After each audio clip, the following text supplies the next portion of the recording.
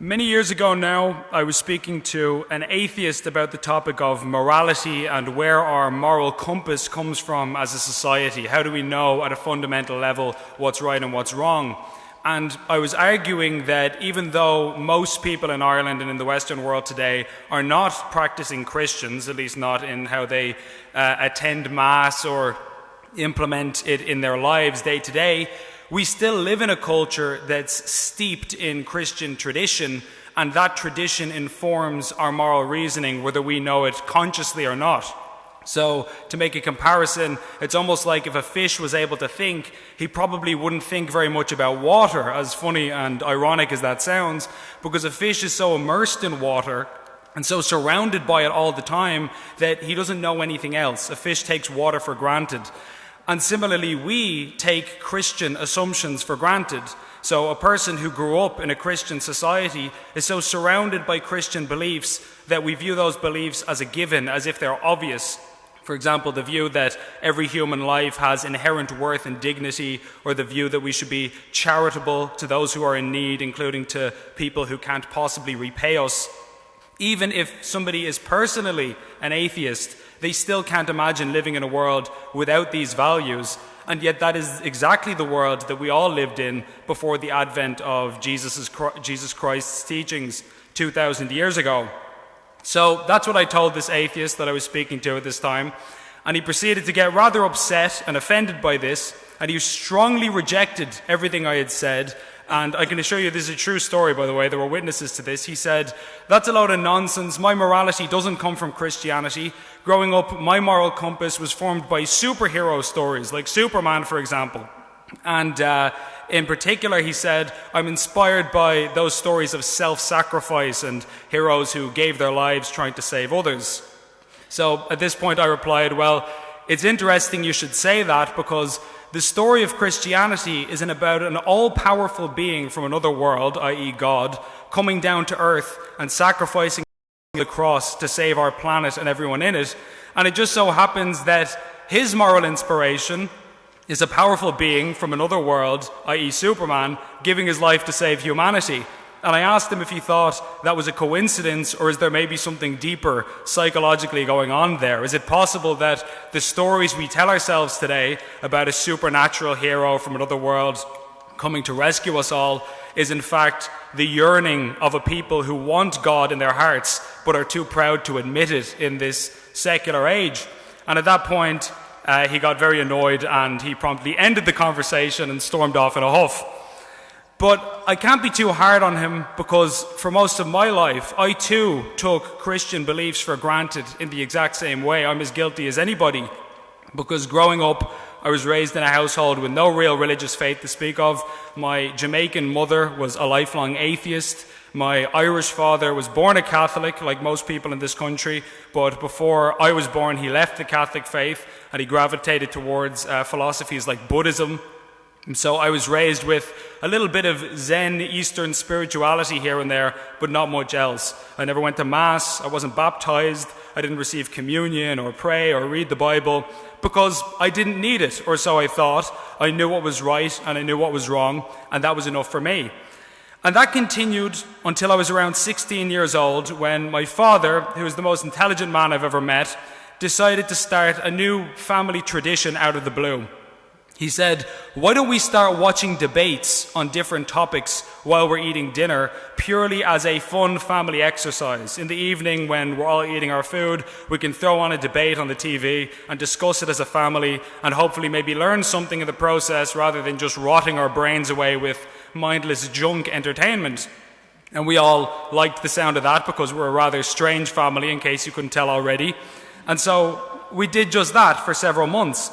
And very quickly we realized that the debates we found most intriguing were the religious ones. So Protestant preachers versus Muslim preachers, or Muslims versus Hindus, or Jewish scholars versus Catholics, or atheists or agnostics, any sort of combination like that. And as soon as I began to learn about the message of Christianity in detail for the first time in my life, it quickly became apparent to me that the values I had cherished most in my life had come from the teachings of Jesus Christ as recorded in the Gospel. Things that I had taken for granted as basic truisms that were obvious, or so I thought, were in fact not obvious until a man named Jesus of Nazareth said them 2,000 years ago. So, for example, the idea that every human being is worthy of love and respect, and that each human life is worth living. That is, of course, true, and we all know that. But is it obvious?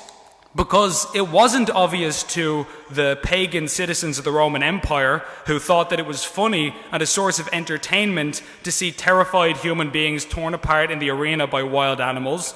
It wasn't obvious to the Aztecs, who would regularly sacrifice and eat so many thousands of victims, including children, that they would leave massive piles of human skulls in their wake. It wasn't obvious to the Vikings, who pillaged their way across Europe, murdering, violating, and enslaving defenseless, unarmed people for centuries. And it wasn't obvious to the totalitarian regimes like the genocidal atheist Marxist or the idolatrous National Socialist in Germany. None of them saw the inherent worth of human life that we can see so clearly today. In fact, the famous atheist scientist Stephen Hawking once said, quote, "The human race is just a chemical scum on a moderate-sized planet orbiting around a very average star in the outer suburb of one of a billion galaxies." But if one truly believes that human beings are just chemical scum on a small, irrelevant planet, then why should we be surprised when people start treating each other like chemical scum? Is it any wonder why people would begin to demean and abuse and mistreat each other if we start to see one another in such a dehumanized way? And that's exactly what we've seen throughout history, and sadly in some places we're beginning to see it again as our society adopts the view that we are just random lumps of carbon who inhabit this world purely by accident. So it seems like there have been a lot of people in history who don't recognize the inherent value of human life. And so the question is, what makes us different? Why is our society so special that we, including Western atheists and non-Christians, take it as a basic unspoken truth that every human life is precious? Well, for centuries, our civilization was built on faith and in the teachings of a man named Jesus Christ. We stand on the foundations of a society that was built by men and women who prayed to a certain God, and they believed that that God so loved the world that he gave his only begotten Son for each and every one of us. For hundreds of years, our ancestors believed that every single human being was put here deliberately for a divine purpose, and that we are not random accidents of nature or chemical scum, but beloved children of the one who created the universe. And it is from that underlying belief that all of our most cherished values and institutions come from. That's where we get orphanages and public schools from. That's where we get charities and public hospitals from. That's where we get the abolition of slavery and the values of chivalry that say that men should protect women and children. As our Lord himself told us, he has overcome the world.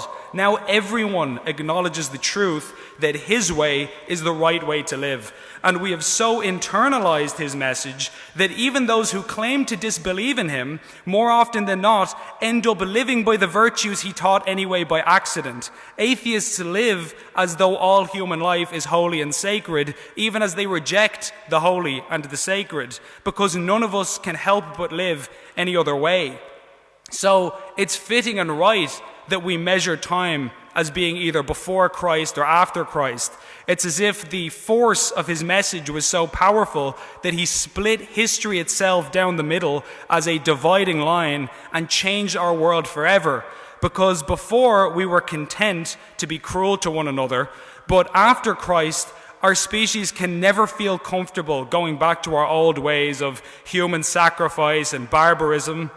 Of course, we all still commit sin and do wrong, but there's something uneasy about it now. We know in our hearts that there's a better way to live because he showed us that better way through his life and death. And so now, when we do wrong, our conscience calls us back to the path that he laid out for us. And so, faced with this realization, it's not so much that I came to love Jesus Christ, it's that I realized I had loved him all along for my whole life, and I just didn't know it. all of the beautiful things that make this world good and worth living in, things like charity and mercy and forgiveness and self-sacrificial love, these were all gifts which I had received throughout my life from an anonymous secret admirer, and I had never known where they came from. And finally, I was realizing that it had been Jesus Christ all along. And so, at that point, after several months of watching these debates and meditating on all of these ideas, I told my parents that I was now a Catholic. And to my surprise and my delight, they told me that they had been on a similar journey and that they felt the same way I did. And so they became Catholics too, and we converted as a family. Within a few years after an RCIA course, myself and my mother were baptized and confirmed. My father had already been baptized as a baby, so he simply returned to the faith of his childhood like the prodigal son. And as if that wasn't good enough, before too long I met my wife, and very soon afterwards she converted as well and was baptized the month before we got married in 2022. And in January of this year, our first baby was baptized, and I look forward very much to raising him with the faith that has given me so much joy and fulfillment in my own life. So now, by the grace of God, my formerly atheist mother prays for me and sings in our local church choir. My formerly Buddhist father has returned to Mass, and he lights a candle for me every week. And now the last link in the chain is my younger brother, who's agnostic. He's open to the faith, but he remains unconvinced. So if you could keep him in your prayers, I would greatly appreciate that. But all I can say at this point is that the world needs the message of the gospel more than any of us know. I certainly needed it, and I still do. And though we all have a tendency to take for granted what God has done in our lives, I pray that he gives all of us, and me in particular, a heart of overwhelming and unceasing gratitude so that we never forget the miracles and wonders that he has worked in our day-to-day lives. Thank you so much for listening, and God bless you all.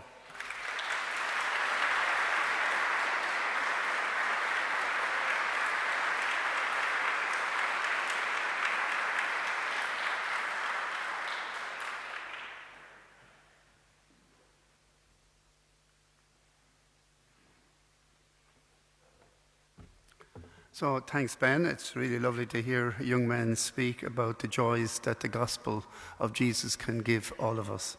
Lovely to hear about the conversion and how what he saw and his family saw in our faith that made him want to become part of the Christian community. And so I know we'll take a lot from Ben's talk this evening. So I invite you now to please stand.